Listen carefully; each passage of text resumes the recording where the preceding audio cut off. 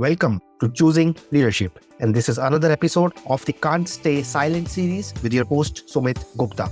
This series is about finding the courage to speak our truth and live authentically. For most of my life, I have kept my voice hidden and buried beneath layers of fear and insecurity.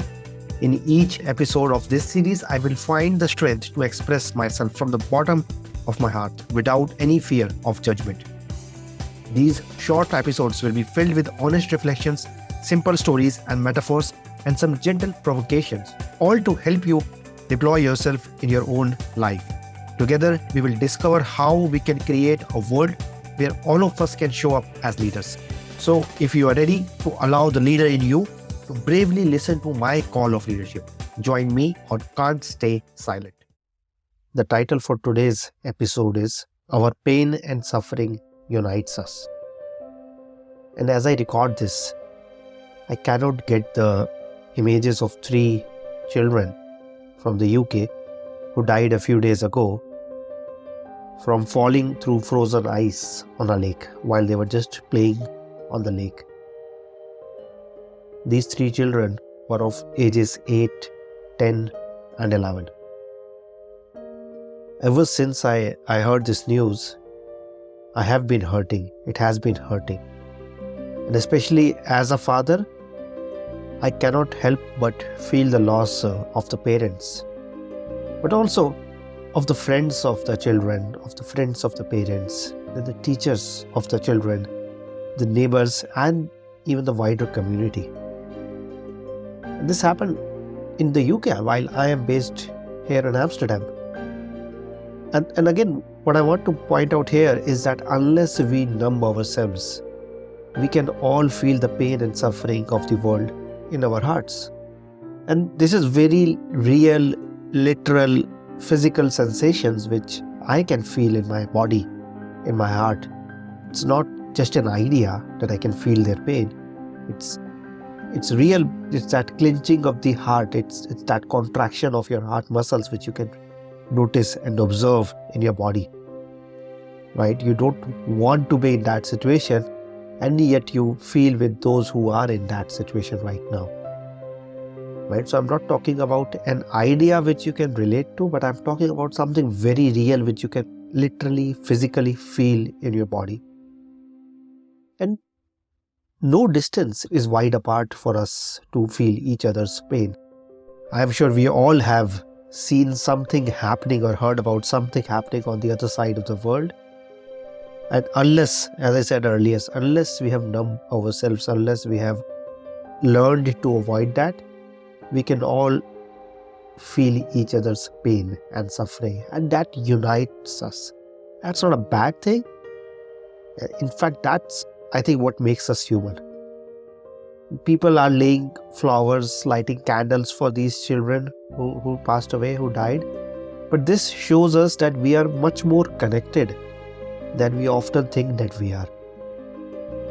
Right? Even to strangers, even hearing about or watching something on the TV, we are connected because we can feel each other's pain. And this is also true for joy and happiness. We can feel and cheer for those celebrating even oceans away. The Football World Cup is a wonderful demonstration of that, how entire countries or how almost the entire globe goes up and down in moments of joy, elation, celebration, or sadness. So we are not only connected in our pain and suffering, but also in our joy and happiness. And yet how often we numb ourselves down to not to see the pain or the joy in the person who is right next to us or in front of us. Right? How often we numb ourselves to the pain and joy of our closest friends, of our spouses, of our children or parents, of our teammates, of the people who report to us, or our own managers and bosses. And to take it a step beyond, our customers, our investors, any other person who is a stakeholder in what we are doing on a day-to-day basis. How often we numb ourselves to feel, because we all are connected And we all can feel and do feel unless we numb ourselves. So how often we do that and not feel the pain and joy of the people closest to us.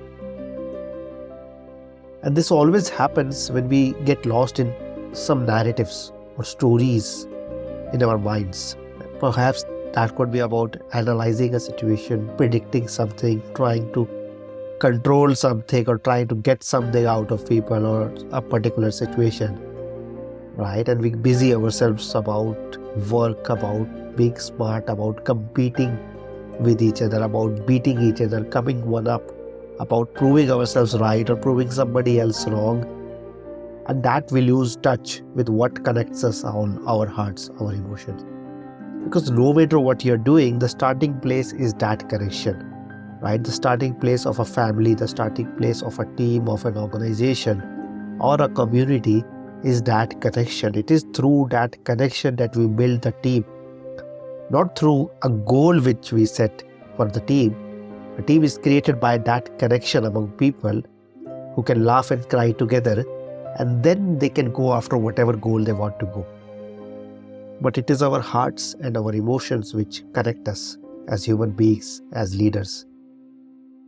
And we talk, we plan, we discuss, we analyze, we do all of that. And we talk about diversity, we talk about inclusion, emotions, emotional intelligence, trust, relationships, mental health these days. And yet we forget that trust, relationships, inclusion, empathy are all matters of the heart. You cannot plan, strategize, and analyze and create a trusting relationship. You cannot build inclusion and empathy just by planning, strategizing. It is about being human. It is not about being smart. It is not about being intelligent. It is also not about being right. It is about being human and realizing that we are already connected through our joys, our pains, our deepest desires, what we care about most deeply. And whenever we feel the pain and suffering of those either near you or from far away, it is a signal and reminder that human connection is always accessible to us, and it is what creates all teams, relationships, and all results in business or otherwise. Any result, if that takes you away from being connected as individuals, then it is going to impact the result that you are trying to produce, right? Because it is so paradoxical that we get lost in the achieving, in the doing of the work, that we ignore the foundation of that work in the first place, which is that connection that we all have, which creates teams, relationships, and then even organizations.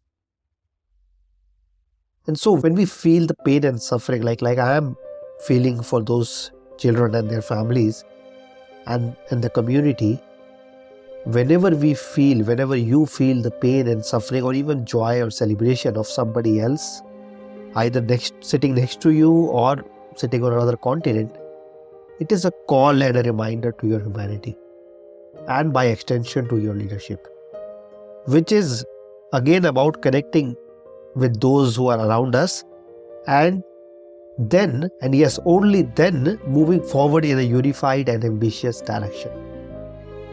It is important to move forward.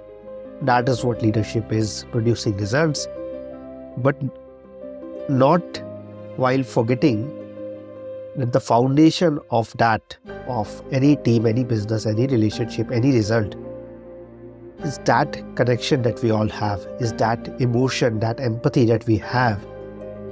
And moments like these, when we are talking about a tragedy, when we are talking about something happening, like people celebrating because of their team winning in the Football World Cup, or people crying and expressing their sadness because of a war or what just happened a few days ago in the UK. It is this human connection which is the foundation of everything. And this is a wonderful, in this case also painful reminder we are all connected. Our pain and suffering, and at the same time our joys and celebrations, unites us. That is what makes us human. That is what makes a team, a relationship, an organization, and by extension, all results which you have committed to produce as a leader. Thank you. That's it for this episode of Choosing Leadership with Sumit Gupta. I choose leadership every time I record this podcast, and I invite you to do the same. I invite you to design a life of joy, meaning, pride, and satisfaction. This is what I do most naturally, to lovingly and gently provoke you, to help you see your own light, to help you see what you are already capable of. I say what might be uncomfortable for me to say or for you to hear. To continue the conversation, leave me a message on LinkedIn or drop me an email to sumit@deployyourself.com. And if you like the sound of this, do not forget to subscribe or leave a rating. And I invite you to subscribe to my newsletter at deployyourself.com/newsletter. Thank you for listening. Always remember that you are enough, you are loved, and you matter. This is Sumit, and until next time, keep choosing leadership.